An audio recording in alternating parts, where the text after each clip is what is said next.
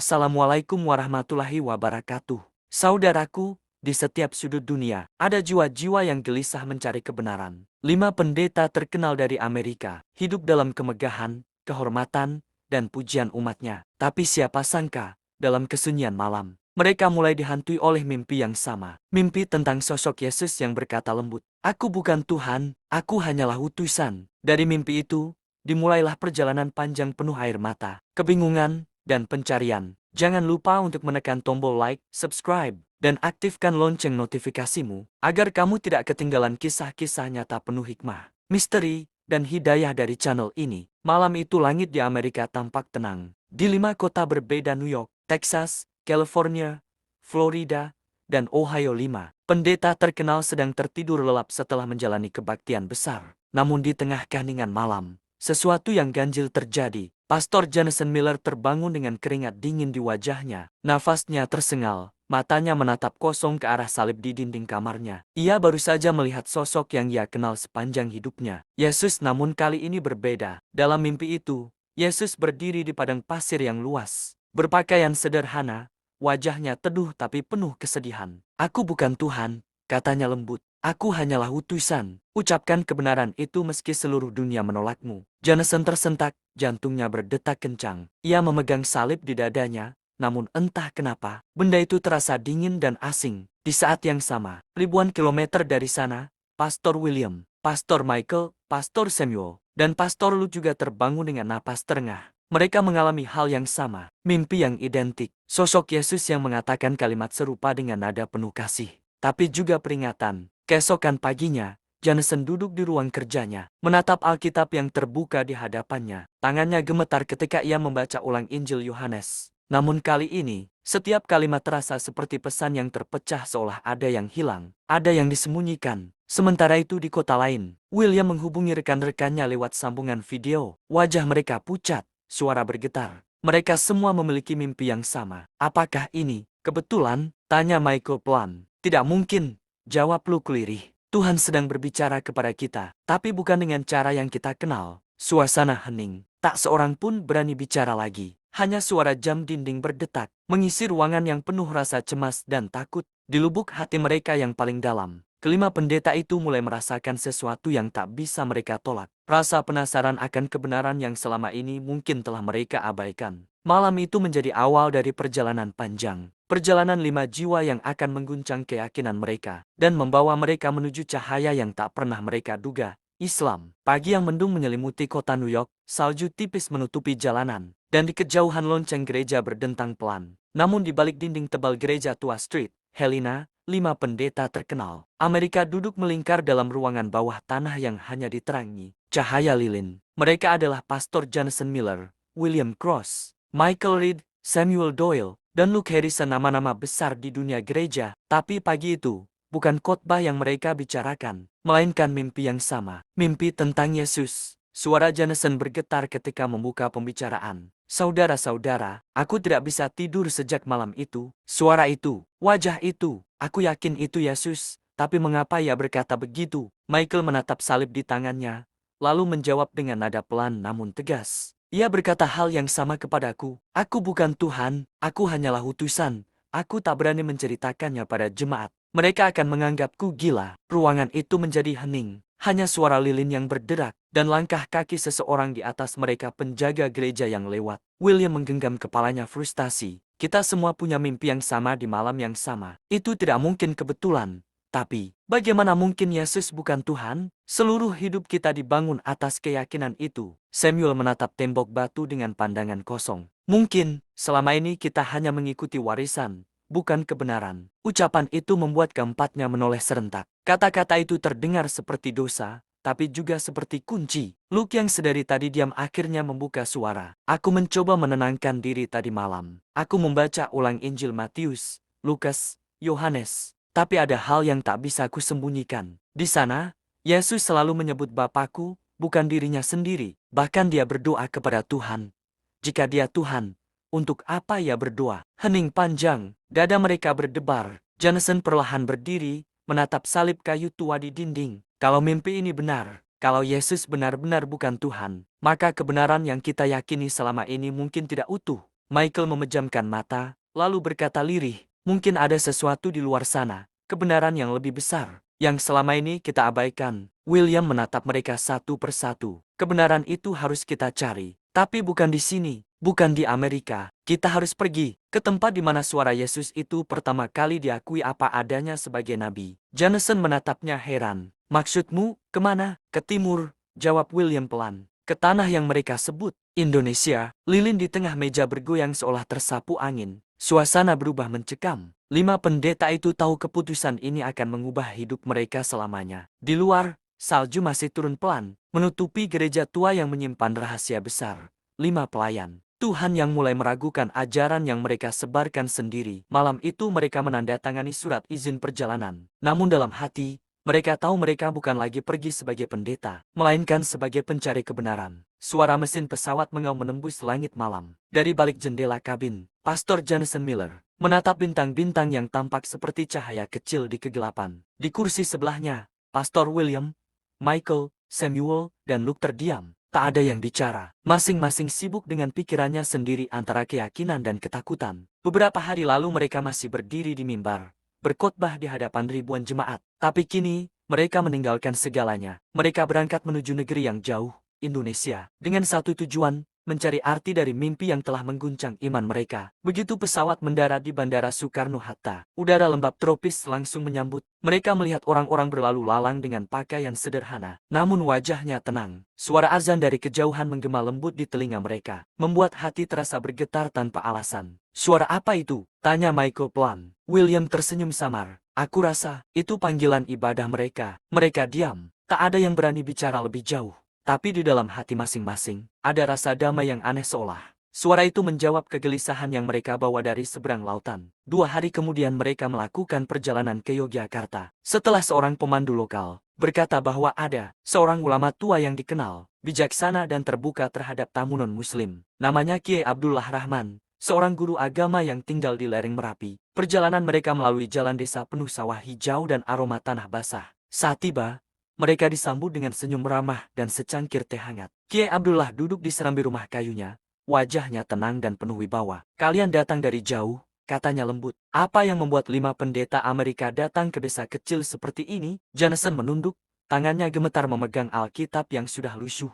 Kami bermimpi, Kiai, tentang Yesus. Ia berkata bahwa ia bukan Tuhan, hanya utusan. Kami tak mengerti, tapi kata-kata itu terus menghantui kami. Kiai Abdullah tersenyum tipis. Matanya redup menatap mereka. Kalimat itu sudah sangat lama ada dalam kitab kami. Di dalam Al-Quran, Isa Al-Masih disebut sebagai nabi. Bukan Tuhan, ia manusia yang diutus membawa wahyu. Sama seperti Muhammad, Musa, dan yang lainnya. Ruangan itu hening. Hanya terdengar suara jangkrik dan gemericik air dari luar. Apakah kalian siap mencari kebenaran tanpa membelah keyakinan, tapi dengan hati yang bersih? Tanya sang kiai. 5 pendeta itu saling berpandangan. William menelan ludah, lalu berkata pelan. Kami datang bukan untuk berdebat, tapi untuk menemukan kedamaian yang hilang. Kiai Abdullah tersenyum. Kalau begitu, biarkan hati kalian yang berbicara. Karena kebenaran tak pernah butuh paksaan. Awal dari perjalanan jiwa. Malam itu, mereka menginap di rumah sang kiai. Di kejauhan, terdengar suara anak-anak mengaji dari surau kecil. Lembut,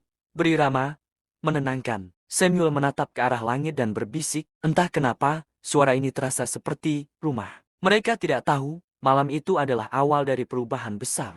Perjalanan 5 pendeta Amerika telah resmi dimulai. Jejak menuju kebenaran yang selama ini tersembunyi di bawah cahaya palsu. Fajar menyingsing perlahan di desa lereng Merapi. Kabut masih menutupi pepohonan, dan suara ayam berkokok terdengar bersahut-sahutan. 5 pendeta Amerika yang kini menjadi tamu. Kiai Abdullah bangun dari tidur mereka dengan hati yang berat. Tapi ada ketenangan yang tak bisa dijelaskan. Di luar rumah kayu sederhana itu, terlihat warga desa berjalan menuju masjid kecil. Wajah-wajah mereka tampak damai. Anak-anak berlari sambil membawa kitab kecil di tangan. Suara azan subuh menggema, lembut tapi menggetarkan hati. Michael, yang biasanya memimpin paduan suara gereja di negaranya, terdiam mendengarkan. Suara itu berbeda, katanya pelan. Aku tak tahu apa yang mereka ucapkan, tapi rasanya seperti panggilan untuk pulang. William menatapnya, lalu berbisik, mungkin memang itu panggilan. Kehangatan yang tak pernah mereka rasakan. Setelah salat subuh, Kiai Abdullah mengundang mereka untuk sarapan. Di atas meja terhidang nasi hangat,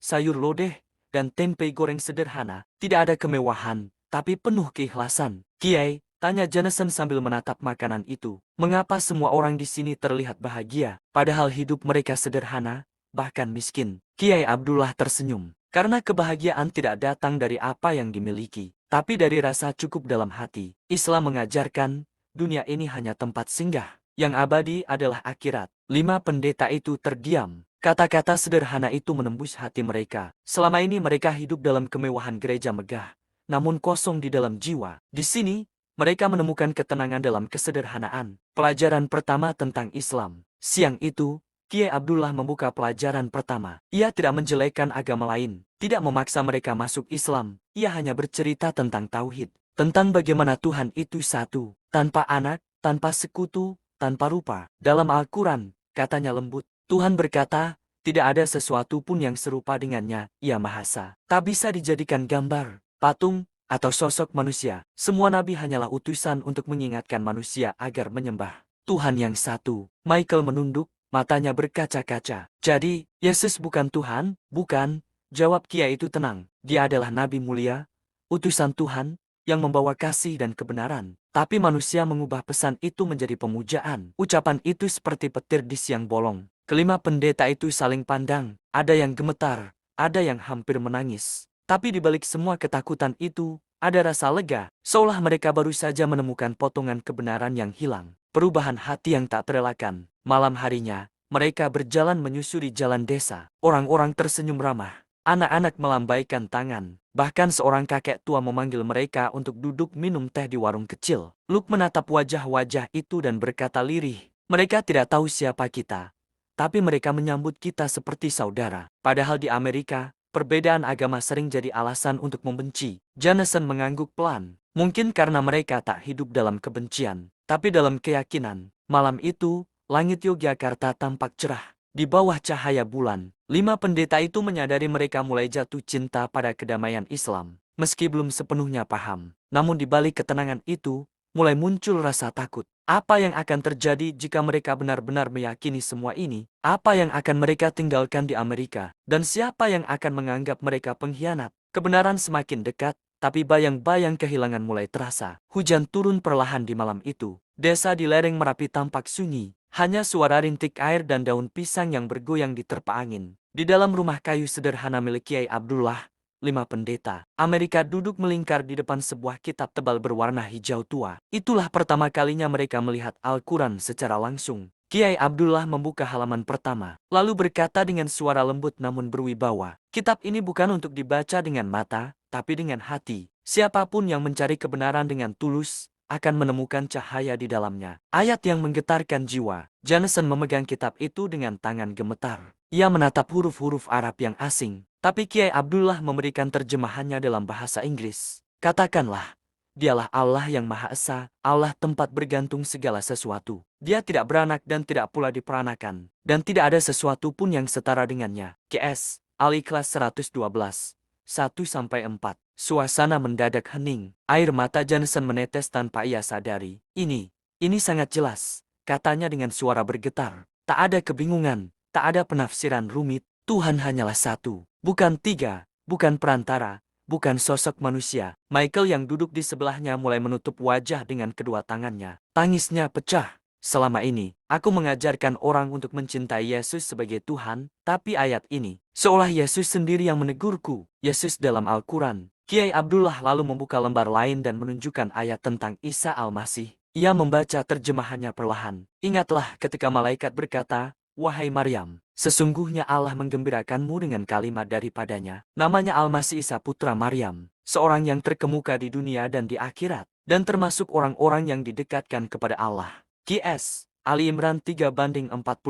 Samuel menatap ayat itu lama sekali. Jadi, Al-Quran tidak menolak Yesus. Kiai Abdullah tersenyum. Islam tidak pernah menolak beliau. Justru menghormatinya sebagai nabi mulia, pembawa kasih.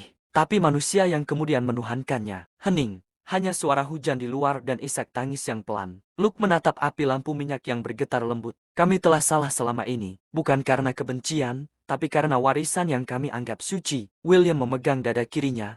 Matanya merah.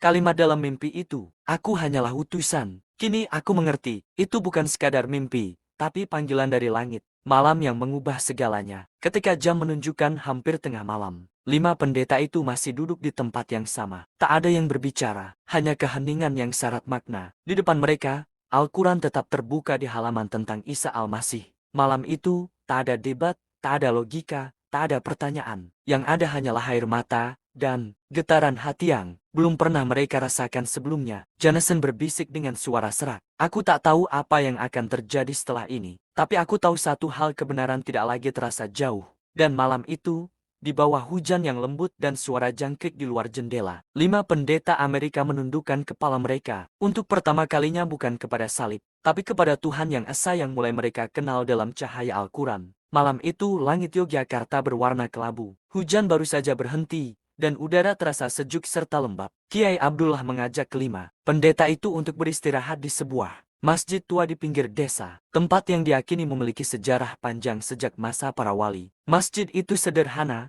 berdinding kayu jati, beratap genteng tua, dan di dalamnya hanya diterangi lampu minyak kecil. Namun begitu mereka melangkah masuk, suasananya terasa damai seolah waktu berhenti di sana. Di tempat inilah banyak orang dahulu menemukan hidayah, kata Kiai Abdullah dengan senyum lembut. Mungkin malam ini giliran kalian. Ke-5 pendeta itu saling pandang. Mereka duduk bersila di lantai masjid, memandangi kaligrafi bertuliskan La ilaha illallah di atas mihrab. Suara jangkrik terdengar dari luar. Angin malam berhembus lembut membawa aroma tanah basah. Doa dalam keheningan. Kiai Abdullah meninggalkan mereka sendirian. Berdoalah, katanya. Mintalah petunjuk dari hati kalian sendiri. Jika yang kalian cari adalah kebenaran, Tuhan tidak akan menutup jalan. Mereka pun menundukkan kepala. Tak ada ritual khusus, tak ada nyanyian rohani, tak ada simbol-simbol mewah. Hanya keheningan dan doa yang tulus dari hati 5 manusia yang selama ini tersesat dalam kebingungan. Jonathan berbisik lirih, hampir tak terdengar.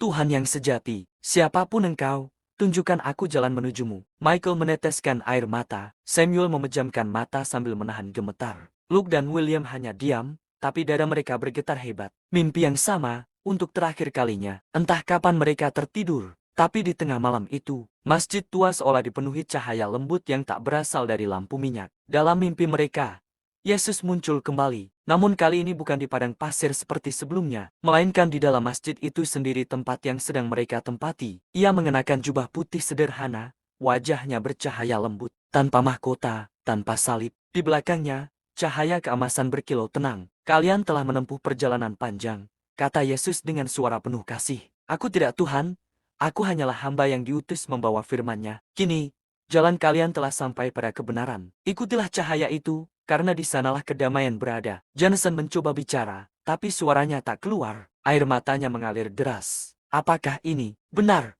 Tuhanku? Yesus tersenyum. Bukan aku Tuhanmu, Jonathan. Tuhan kita semua hanyalah satu, Dia yang menciptakan langit dan bumi. Sembahlah Dia, bukan aku. Kemudian cahaya itu perlahan memudar, dan Yesus menghilang, meninggalkan ketenangan yang belum pernah mereka rasakan seumur hidup. Bangun dengan air mata. Pagi hari, azan subuh terdengar menggema. 5 pendeta itu terbangun serentak, semuanya basah oleh air mata. Mereka saling menatap, tanpa berkata apapun. Tapi mereka tahu, mereka bermimpi hal yang sama lagi. William memegangi dadanya sambil terisak. Dia datang lagi, dan kali ini, dia benar-benar menuntun kita. Kiai Abdullah masuk perlahan ke dalam masjid. Ia melihat wajah-wajah mereka yang penuh keharuan, lalu tersenyum tenang. Apakah kalian telah mendapat jawaban? Jonathan menatap Kiai itu dengan mata yang masih berair. Ya, Kiai, kami telah melihat kebenaran. Yesus sendiri menegaskan, ia hanyalah utusan Tuhan. Kiai Abdullah menatap mereka penuh kasih. Maka, bersyukurlah, karena malam ini, Tuhan telah mengetuk hati kalian dengan lembut. Cahaya subuh. Ketika cahaya pagi mulai muncul dari ufuk timur, mereka keluar dari masjid tua itu. Di langit, burung-burung terbang rendah. Di bawah sinar mentari pertama, wajah ke-5 pendeta itu tampak damai. Tak ada lagi kebimbangan, tak ada lagi perdebatan. Yang tersisa hanya keyakinan bahwa kebenaran telah mereka temukan. Dan cahaya itu akan membawa mereka pada langkah berikutnya. Subuh itu, udara Yogyakarta terasa berbeda. Angin berembus lembut membawa aroma embun dan tanah basah. Langit masih gelap, tapi di ufuk timur mulai tampak cahaya merah muda, pertanda fajar akan datang. 5 pendeta Amerika berdiri di halaman masjid tua yang semalam menjadi tempat mereka bermimpi. Wajah mereka pucat, mata sembab, tapi hati mereka hangat. Malam tadi, mimpi yang sama datang lagi. Yesus menuntun mereka dengan kata terakhir. Sembahlah Dia, bukan aku. Kini, Mereka tahu apa yang harus dilakukan. Langkah menuju cahaya. Kiai Abdullah berdiri di depan mereka, mengenakan sarung dan sorban putih. Di tangannya, tasbih berputar pelan. Ia menatap kelima pria asing itu dengan mata penuh kasih. Apakah hati kalian sudah mantap? Tanyanya lembut. Jonathan mengangguk, air matanya menetes. Kami datang ke negeri ini dengan kebingungan. Tapi hari ini, kami ingin meninggalkan semua kebingungan itu. Kami siap, sambung William dengan suara serak. Kami ingin menjadi hamba Tuhan yang sejati, bukan pemuja manusia. Kiai Abdullah tersenyum. Ia mengangkat tangannya pelan, lalu berkata, kalau begitu, ikutilah kata-kataku dengan hati yang jujur. Biarkan jiwa kalian bersaksi. Dua kalimat yang menggetarkan langit. Suara azan subuh mulai berkumandang dari kejauhan. Menggema lembut di antara kabut pagi. 5 pendeta itu menunduk. Air mata mereka mengalir di pipi. Dengan suara bergetar, mereka mengikuti Kiai Abdullah mengucap, Asyhadu alla ilaha illallah. Wa asyhadu anna Muhammadan Rasulullah. Suara mereka gemetar tapi penuh keyakinan. Begitu kalimat itu selesai terucap, langit timur berubah semakin terang. Burung-burung berterbangan di atas masjid, seolah ikut bersaksi atas peristiwa itu. Jonathan jatuh berlutut, menutup wajahnya dan menangis sejadi-jadinya. Aku merasakan kedamaian yang selama ini ku cari, yang tak pernah ku dapatkan di gereja manapun. Michael menatap langit, matanya berkilat oleh air mata. Aku merasa bebas. Bebas dari kebingungan, bebas dari pertanyaan. Samuel dan Luke saling berpelukan, tak bisa menahan tangis. William menatap Al-Quran yang tergeletak di dekat Kiai Abdullah, lalu berkata lirih, kini aku tahu, ini bukan sekadar kitab, ini cahaya dari Tuhan, pelukan persaudaraan. Kiai Abdullah mendekat dan memeluk mereka satu persatu. Mulai hari ini, kalian bukan lagi pendeta. Kalian adalah saudara kami, hamba Allah yang baru dilahirkan kembali. Warga desa yang mendengar kabar itu datang ke masjid membawa senyum dan ucapan selamat. Mereka tidak menatap kelima orang itu dengan curiga, melainkan dengan kasih. Seorang anak kecil memberikan sorban putih kepada Jonathan. Ia tersenyum dan memakainya dengan tangan gemetar. Terima kasih, nak. Di saat yang sama, matahari mulai muncul di balik gunung. Cahayanya menyinari wajah mereka yang basah oleh air mata. 5 jiwa yang dahulu berdiri di atas kebingungan kini rebah dalam ketenangan. Hari itu, mereka salat subuh untuk pertama kalinya. Gerakan demi gerakan terasa asing, tapi indah. Saat dahi mereka menyentuh lantai, hati mereka seolah meledak dalam keharuan. Tak ada lagi keraguan, tak ada lagi perdebatan. Hanya cahaya keyakinan dan rasa damai yang belum pernah mereka rasakan seumur hidup. Jonathan berbisik pelan selesai syalat. Sekarang aku mengerti, mengapa Yesus datang dalam mimpiku. Ia tidak menolak kami, ia hanya menunjukkan jalan menuju Tuhan yang sebenarnya. Dan di bawah langit pagi Indonesia, 5 mantan pendeta Amerika menatap matahari yang terbit, seolah menyaksikan kelahiran baru dalam iman yang murni. 3 bulan telah berlalu sejak 5 pendeta Amerika itu mengucapkan syahadat di tanah Indonesia. Mereka kini memiliki nama baru: Yusuf, Abdullah, Mikael, Sulaiman, dan Lukman. 5 nama yang menjadi simbol lahirnya jiwa-jiwa baru yang telah meninggalkan masa lalu penuh kebingungan. Namun perjalanan mereka belum berakhir, karena setelah menemukan kebenaran, kini mereka harus menghadapinya. Pesawat yang membawa mereka mendarat di Bandara New York. Langit tampak suram, udara dingin menusuk. Tapi kali ini mereka tidak lagi datang sebagai pendeta terhormat, melainkan 5 mualaf yang membawa keyakinan baru. Sesuatu yang di negeri mereka dianggap pengkhianatan. Di rumahnya, Jonathan King Yusuf Miller menatap ruang tamu yang dulu dipenuhi salib dan lilin. Ia mendesah panjang, lalu menurunkan salib besar dari dinding. Tangannya bergetar, tapi wajahnya tenang. Aku tak lagi membutuhkan simbol, katanya pelan. Cukup hatiku yang mengenal Tuhanku. Kabar itu menyebar cepat. Media Kristen di Amerika memberitakan keislaman mereka dengan nada murka. 5 pendeta mengkhianati gereja. Pengaruh ajaran timur sesat. Di gereja tempat mereka dulu berkhotbah, para jemaat menangis. Sebagian menganggap mereka kerasukan, sebagian lainnya menuduh mereka dibeli. Namun yang paling berat bukanlah hinaan dari luar, melainkan kehilangan dari dalam. Sahabat, keluarga, bahkan orang-orang yang dulu mereka bimbing, kini menjauh.